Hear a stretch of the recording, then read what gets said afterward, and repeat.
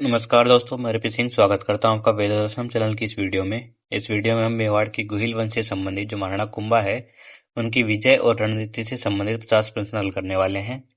इससे पहले हम मेवाड़ के गुहिल वंश से संबंधित 200 प्रश्न हल कर चुके हैं। चलिए शुरू करते हैं। प्रश्न नंबर 201, महाराणा कुंभा का राज्यारोहण किस वर्ष संपन्न हुआ और उनके माता पिता का सही युग्म कौन सा है? 1433 ईस्वी महाराणा मोकल एवं सौभाग्य देवी, 1437 ईस्वी महाराणा लाखा एवं मनसाबाई, 1440 ईस्वी महाराणा क्षेत्र सिंह एवं सौभाग्य देवी, 1433 ईस्वी महाराणा मोकल एवं करवावती। देखिए, जो महाराणा कुंभा थे वो 1433 ईस्वी में गद्दी पर बैठे थे और वे जो थे महाराणा मोकल और परमार राजकुमारी जो सौभाग्य देवी थी उनके पुत्र थे। तो ऑप्शन ए सही हो जाएगा, 1433 ईस्वी महाराणा मोकल एवं सौभाग्य देवी। हंसाबाई जो थी वो कुंभा की दादी थी, ये भी याद रखिएगा। और कर्मावती जो थी वो राणा सांगा की रानी थी। अगला प्रश्न, प्रश्न नंबर 202, कुंभा के प्रारंभिक शासनकाल में मेवाड़ के प्रशासन पर राठौड़ प्रभाव स्थापित करने वाला प्रमुख व्यक्तित्व कौन था? चुंडा सिसोदिया, रणमल राठौड़, राघव देव या महपा पंवार? देखिए, जो हंसाबाई के भाई थे रणमल राठौड़, उन्होंने मोगल की मृत्यु के बाद में कुंभा के संरक्षक के रूप में मेवाड़ में राठौड़ सामंतों को ऊंचे पदों पर नियुक्त कर दिया था। तो इसमें ऑप्शन बी सही हो जाएगा, रणमल राठौड़। और चुंडा सिसोदिया जो है वो मेवाड़ के भीष्म पितामह कहलाते हैं। वो इस समय मांडू में थे और राघव देव की हत्या जो थी वो भी रणमल ने करवाई थी। और महपा पंवार जो थे वो विद्रोही सामंत थे। अगला प्रश्न, प्रश्न नंबर 203, महाराणा कुंभा ने अपने पिता के हत्यारों चाचा और मेरा का दमन भीलों की सहायता से किस क्षेत्र में किया?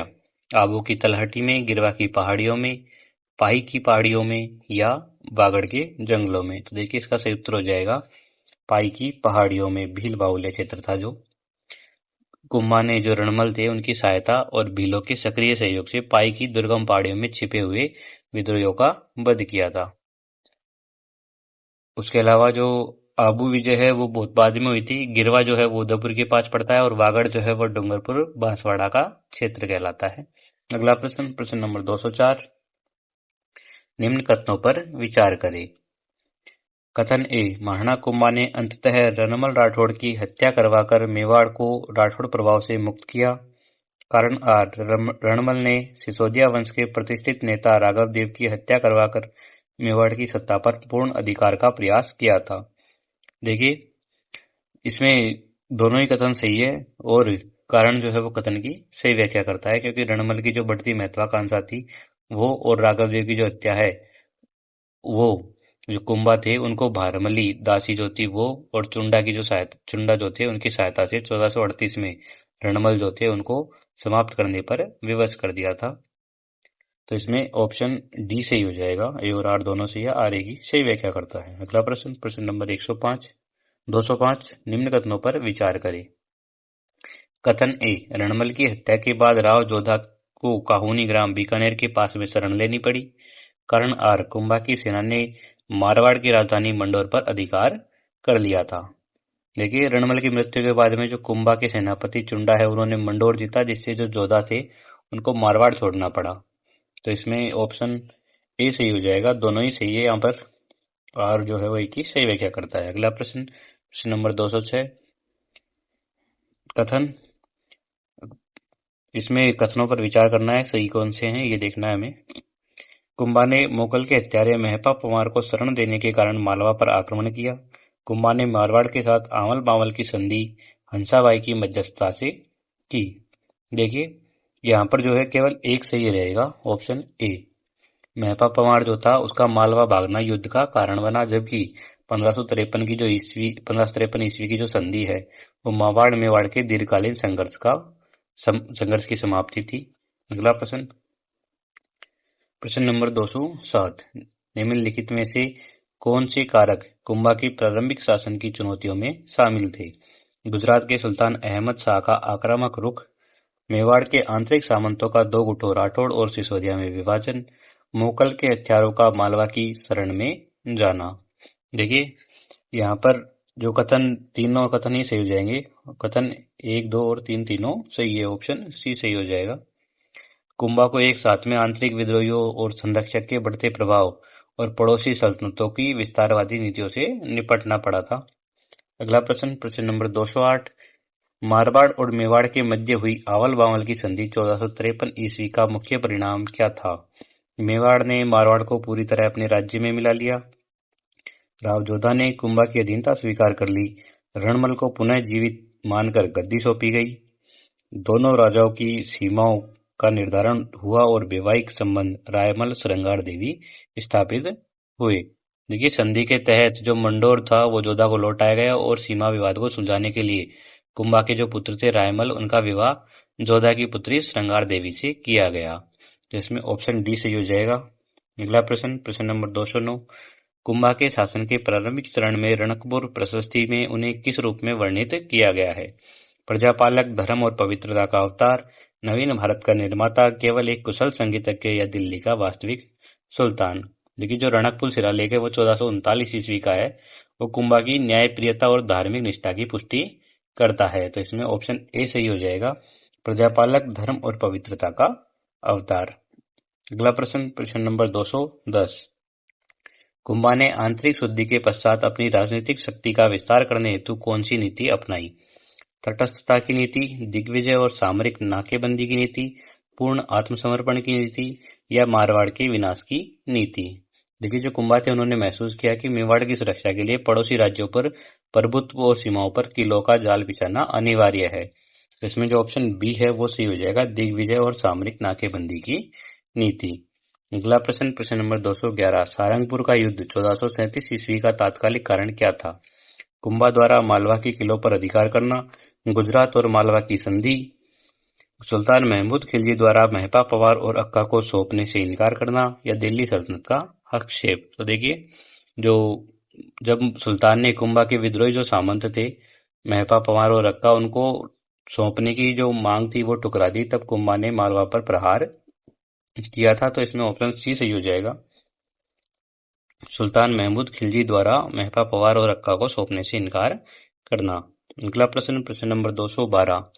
सारंगपुर युद्ध में विजय के पश्चात महाराणा कुंभा द्वारा निर्मित विजय स्तंभ चित्तौड़ के संबंध में कौन सा तथ्य सही है?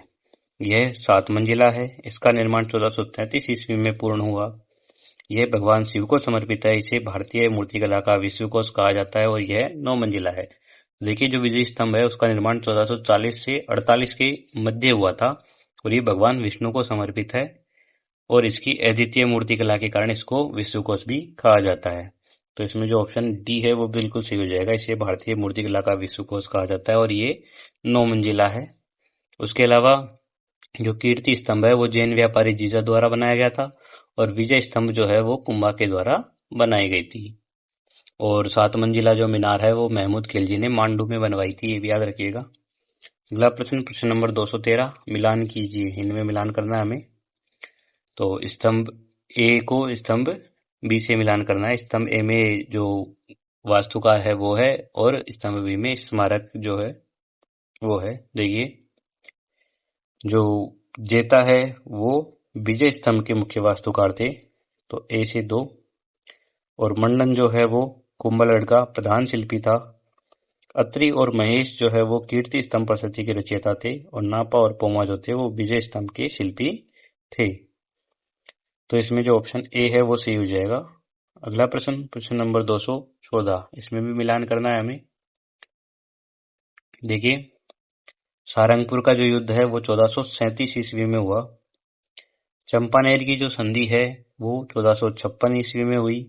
बदनौर का जो युद्ध है वो 1457 ईस्वी का है और आवल बावल की संधि 1453 ईस्वी की है। इस तरह से जो ऑप्शन बी है वो यहाँ सही हो जाएगा अपना। अगला प्रश्न, प्रश्न नंबर 215। महाराणा कुंभा के विजय अभियानों को सही कालानुक्रमिक क्रम में व्यवस्थित कीजिए। सारंगपुर की विजय, आबू और सिरोही की विजय, नागौर का सफल अभियान, चंपानेर गठबंधन की विफलता, बदनौर का युद्ध। देखिए, इसमें सबसे ये जो कथन है सारे के सारी क्रम से जमे हुए हैं। सबसे पहले सारंगपुर की विजय, फिर आबू सिरोही की विजय, फिर नागौर का सफल अभियान और अंत में चंपानेर गठबंधन की विफलता और बदनौर का युद्ध। तो इसमें जो ऑप्शन सी है वो सही हो जाएगा, 1, 2, 3, 4। अगला प्रश्न, प्रश्न नंबर 216। महमूद खिलजी प्रथम के मेवाड़ पर किए गए असफल आक्रमणों का सही क्रम क्या है? कुंभलगढ़ बाणमाता मंदिर विध्वंस, मांडलगढ़ पर प्रथम आक्रमण, अजमेर पर आक्रमण, मांडलगढ़ पर द्वितीय आक्रमण। देखिए, सबसे पहले कुंभलगढ़ पर 1443 में आक्रमण किया गया, 1443। उसके बाद में जो मांडलगढ़ है उस पर 1446 में आक्रमण किया गया। उसके बाद में मांडलगढ़ पर पुनः 1454-56 में भी आक्रमण किया गया था, द्वितीय आक्रमण। 1456 में मांडलगढ़ पर द्वितीय आक्रमण, और अंत में जो अजमेर है वहां पर आक्रमण किया गया था 1456 ईस्वी में ही। जो मांडलगढ़ का द्वितीय आक्रमण था वो 1454 से 56 के बीच में माना जाता है। तो इसमें जो ऑप्शन 1, 2, 4, 3 ऑप्शन डी सही हो जाएगा यहाँ पर अपना। अगला प्रश्न, प्रश्न नंबर 217। सारंगपुर युद्ध के पश्चात कुंभा द्वारा बंदी सुल्तान महमूद खिलजी को 6 महीने बाद रिहा करने का निर्णय को अबुल फजल ने क्या कहा?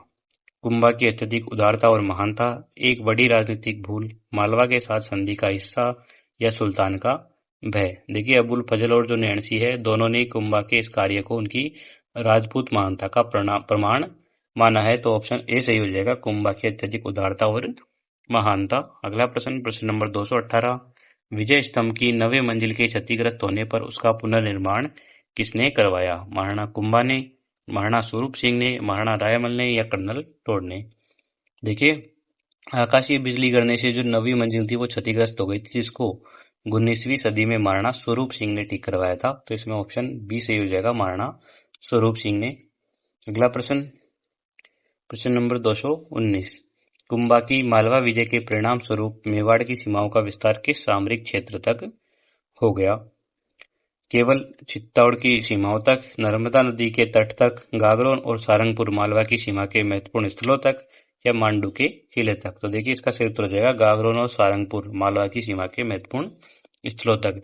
ये जो विजय थी इससे हाड़ौती और मालवा के जो सीमावर्ती क्षेत्र थे उन पर कुंभा का प्रभाव बढ़ा था, और गागरोन जो था वो एक प्रमुख सामरिक चौकी बन गया था। अगला प्रश्न, प्रश्न नंबर 220। महमूद खिलजी प्रथम ने कुंभा से अपनी पराजय का बदला लेने हेतु किस स्थान पर मीनार बनवाकर अपनी झूठी जीत का जश्न मनाया? चित्तौड़ में, दिल्ली में, सारंगपुर में, या मांडू मालवा में? देखिए, अपनी जो जनता थी उनके सामने अपमान से बचने के लिए सुल्तान ने मांडू में 7 मंजिला विजय मीनार बनवाई थी। तो इसमें ऑप्शन डी सही हो जाएगा, मांडू मालवा में। अगला प्रश्न, प्रश्न नंबर 221। नागौर के उत्तराधिकार विवाद में कुंभा ने किसकी सहायता की थी और उसकी मुख्य शर्त क्या थी? शम्स खान, नागौर के किले की मरम्मत न करने की शर्त, मुजाहिद खान, वार्षिक कर देने की शर्त, फिरोज खान, इस्लाम त्यागने की शर्त, जफर खान, मेवाड़ में विलीन होने की शर्त। देखिए, फिरोज खान की मृत्यु के बाद में उसके जो पुत्र थे शम्स खान, उसको कुंभा ने मुजाहिद के विरुद्ध गद्दी दिलाई, और ये शर्त थी कि वो जो है किले की मरम्मत कभी नहीं कराएगा। तो ऑप्शन ए सही हो जाएगा, शम्स खान, नागौर के किले की मरम्मत न करने की शर्त। और ये संधि की शर्तों का उल्लंघन भी कर दिया था उन्होंने, तो उस कारण गुजरात और मेवाड़ का जो युद्ध था वो हुआ था। अगला प्रश्न, प्रश्न नंबर 222। निम्नलिखित कथनों पर विचार करें। कुंभा ने नागौर की मस्जिद को जला दिया और किले को नष्ट कर दिया। कुंभा ने नागौर को गोचारागाह में परिवर्तित कर दिया। देखिए, यहाँ दोनों ही कथन सत्य हो जाएंगे, तो ऑप्शन डी सही हो जाएगा, 1 और 2 दोनों सत्य है। जो कीर्ति स्तंभ प्रशस्ति है उसके अनुसार कुंभा ने नागौर के इस्लामी प्रतीक थे उनको नष्ट करके उसे हिंदुओं के लिए चारागाह बना दिया था। अगला प्रश्न, प्रश्न नंबर 223। शम्स खान ने कुंभा से पराजित होने के बाद गुजरात के किस सुल्तान से वैवाहिक संबंध बनाकर सहायता मांगी? अहमद शाह, महमूद बेगड़ा, कुतुबुद्दीन अहमद शाह, या मुजफ्फर शाह? देखिए, जो शम्स खान था उसने अपनी पुत्री का विवाह कुतुबुद्दीन से कर दिया और उसे मेवाड़ पर आक्रमण के लिए उकसाया था। तो इसमें ऑप्शन सी सही हो जाएगा, कुतुबुद्दीन अहमद शाह। अगला प्रश्न, प्रश्न नंबर 224। गुजरात के सुल्तान कुतुबुद्दीन ने मेवाड़ अभियान के दौरान चित्तौड़ के बजाय किस दुर्ग पर असफल आक्रमण किया? कुंभलगढ़, अचलगढ़, मांडलगढ़, या गागरोन? देखिए, जो सुल्तान था उसने कुंभलगढ़ की घेराबंदी की थी, लेकिन कुंभलगढ़ की अवैधता के कारण उसे भारी नुकसान उठा करके पीछे हटना पड़ा। तो ऑप्शन ए सही हो जाएगा इसमें, कुंभलगढ़। उसके अलावा अचलगढ़ जो है वो सिरोही में है, और मांडलगढ़ जो है वो मालवा के सुल्तान का मुख्य लक्ष्य था। अगला प्रश्न, प्रश्न नंबर 225। आबू के किस शासक ने गुजरात के सुल्तान का साथ दिया था, जिसके कारण कुंभा ने डोडिया नरसिंह के नेतृत्व में सेना भेजकर आबू जीत लिया?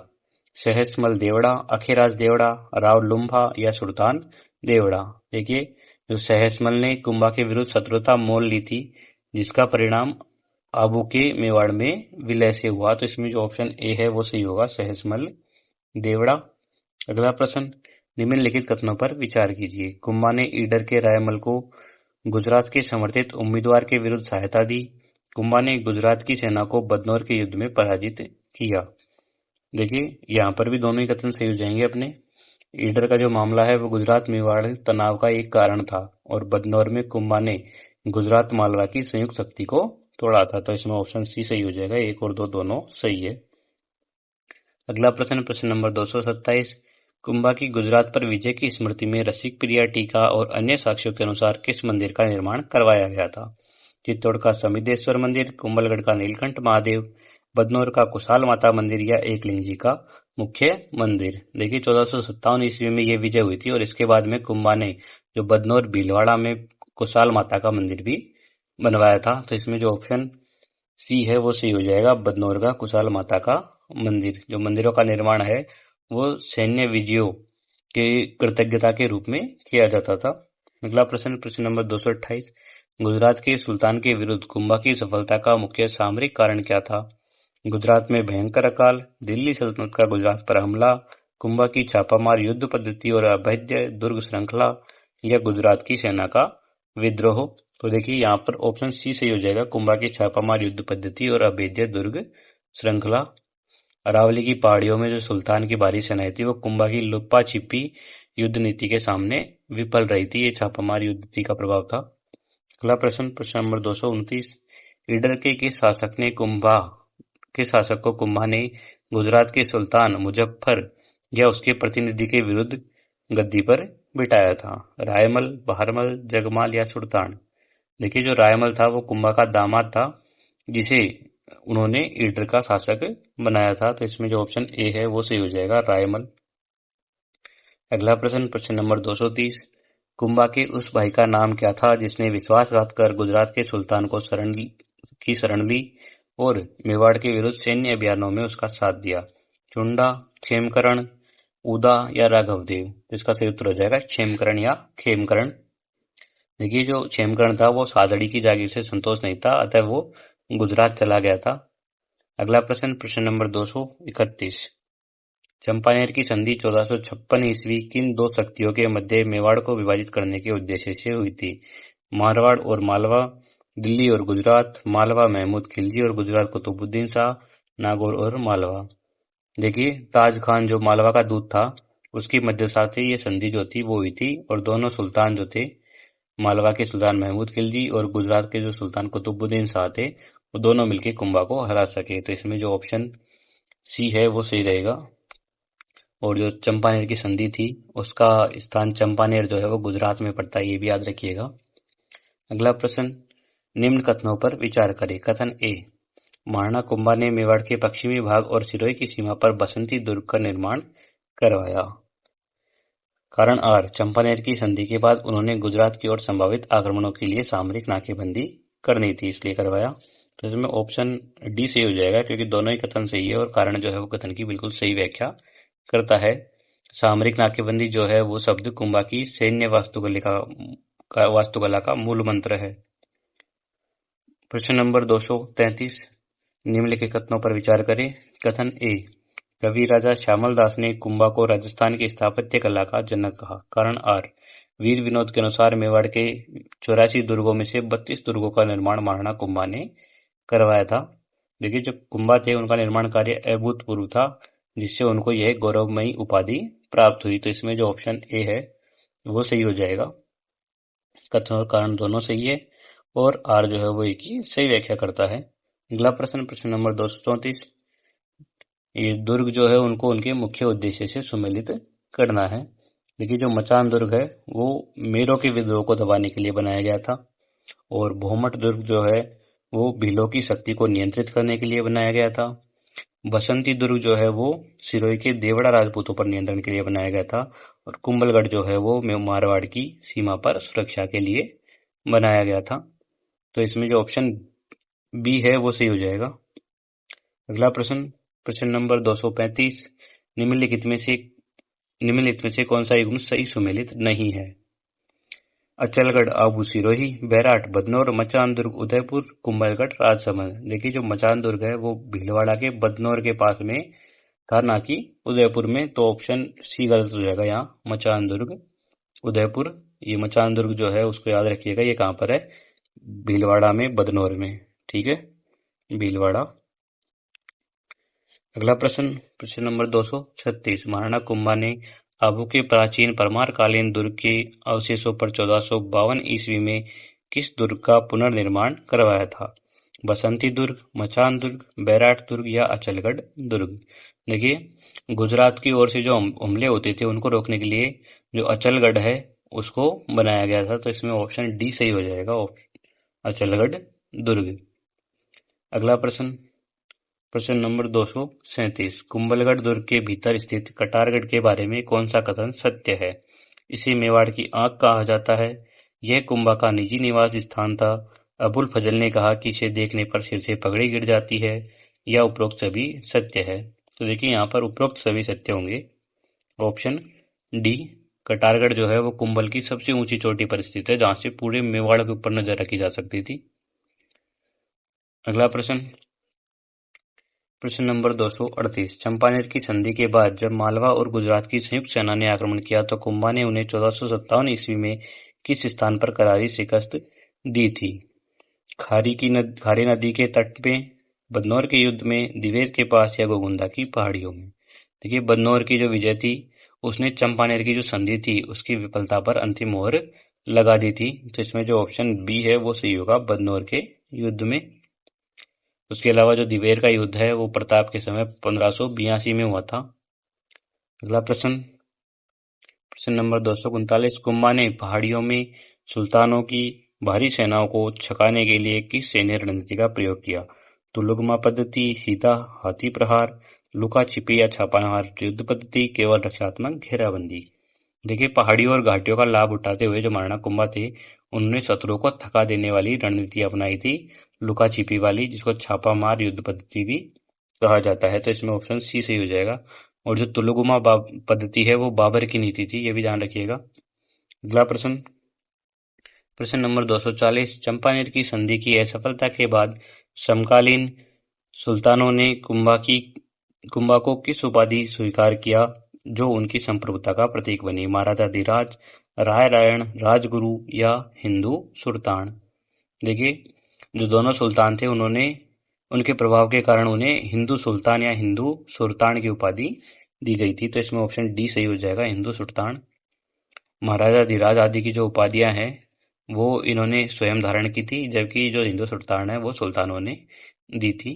अगला प्रश्न, प्रश्न नंबर 241, निम्नलिखित कथनों पर विचार कीजिए। कुंभा को वीणा वादन प्रवीण कहा गया है, उन्होंने संगीत के क्षेत्र में अभिनव भट्टाचार्य की उपाधि प्राप्त थी, संगीत राज उनका सबसे विशाल और 5 कोशों में विभक्त ग्रंथ है। देखिए यहाँ तीनों ही कथन सत्य हो जाएंगे। जो कुंभा है वो केवल संगीतज्ञ ही नहीं बल्कि इसके विषय के प्रकांड विद्वान थे और उन्हें वीणा वादन में प्रवीण माना गया है और अभिनव भट्टाचार्य की उपाधि उन्हें प्राप्त थी। और उसके अलावा उन्होंने संगीत राज जो ग्रंथ है वो भी लिखा है। अगला प्रश्न, प्रश्न नंबर 242, कुंभा को हिंदू सुल्तान की उपाधि किनके द्वारा दी गई थी? मेवाड़ के सामंतों के द्वारा, समकालीन मुस्लिम सुल्तानों द्वारा, काशी के पंडितों द्वारा या राव जोधा द्वारा। ठीक है, हमने थोड़ी देर पहले ही पढ़ा है, ये जो उपाधि है वो सुल्तानों के द्वारा दी गई थी। तो ऑप्शन बी सही हो जाएगा, समकालीन मुस्लिम सुल्तानों द्वारा। अगला प्रश्न, प्रश्न नंबर 243, कुंभा की हाल गुरु और शैल गुरु उपाधियां उनकी किस विशेषता को प्रदर्शित करती है? हल चलाने की कला, हाथियों का सफल संचालन, पहाड़ी दुर्गों और पर्वतीय युद्ध कला में निपुणता या प्रजा की सेवा। देखिए हाल और शैल इन दोनों का अर्थ होता है पर्वत, तो पर्वतों में रहने के कारण ही उनको ये उपाधियां मिली थी। ऑप्शन सी सही हो जाएगा, पहाड़ी दुर्गों और पर्वतीय युद्ध कला में निपुणता, जो छापामार पद्धति थी लुका छिपी वाली, उसके लिए। अगला प्रश्न, प्रश्न नंबर 244। महाराणा कुंभा को राणो रासो क्यों कहा जाता है? उन्होंने स्वयं रासो काव्य की रचना की थी। वे युद्धों में पृथ्वीराज चौहान के समान थे। वे साहित्यकारों और विद्वानों के महान आश्रयदाता थे। वे वीर रस के महान कवि थे। देखिए, जो विद्वान थे उनको आश्रय देने के कारण उनको राणा रासो की पदवी दी गई थी। तो इसमें ऑप्शन डी सही हो जाएगा।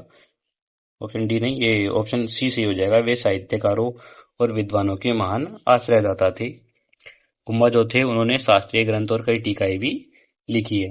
अगला प्रश्न, प्रश्न नंबर 245। कुंभा के राजनीतिक दर्शन और वंशावली का सबसे विस्तृत वर्णन किस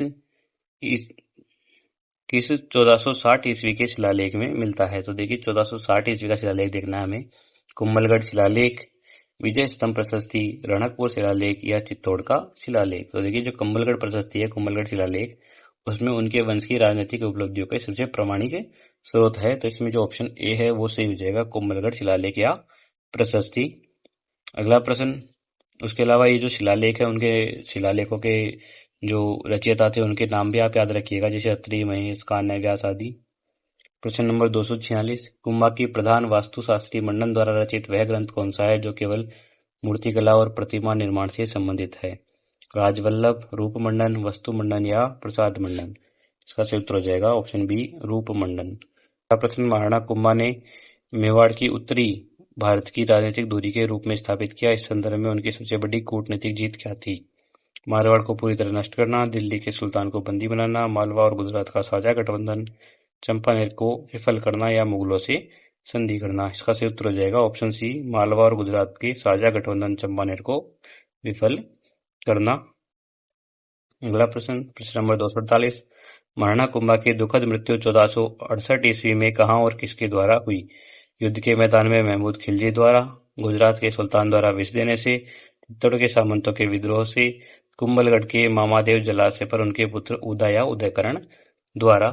देखिए, जो कुंभा थे वो अंतिम समय में उन्माद, जो मानसिक रोग है, उससे ग्रस्त थे। उसका लाभ उठाकर उनका पुत्र जो था उदा, उसने उनकी हत्या कर दी थी। तो इसमें ऑप्शन डी सही हो जाएगा। अगला प्रश्न, प्रश्न नंबर 249। कुंभा की राजनीतिक विरासत ने भावी मेवाड़ को क्या प्रदान किया? स्वतंत्रता और स्वाभिमान का एक अटूट विचार और सुरक्षा रक्षा प्रणाली, केवल धन और संपत्ति, दिल्ली के साथ अधीनता की संधि, मारवाड़ के साथ स्थायी शत्रुता? देखिए, इसका सही उत्तर हो जाएगा ऑप्शन ए, स्वतंत्रता और स्वाभिमान का एक अटूट विचार और सुदृढ़ रक्षा प्रणाली। कुंभा के द्वारा जो निर्मित किले थे वो और सैन्य संगठन जो था, उसने ही आगे चलकर राणा प्रताप और जो महाराणा सांगा थे उनके संघर्ष की आधारभूमि प्रदान की थी।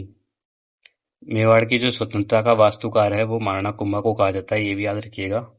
अगला प्रश्न, महाराणा कुंभा का काल मेवाड़ के इतिहास में किस नाम से प्रसिद्ध है? केवल युद्धों का काल, मेवाड़ कला, साहित्य और राजनीति का स्वर्ण काल, धार्मिक असहिष्णुता का काल या पतन का काल? तो देखिए, जो महाराणा कुंभा का शासन है वो सर्वांगीण उन्नति का काल था, जहां पर शक्ति और संस्कृति का समागम हुआ। तो इसमें ऑप्शन बी सही हो जाएगा, कला, साहित्य और राजनीति का स्वर्ण काल।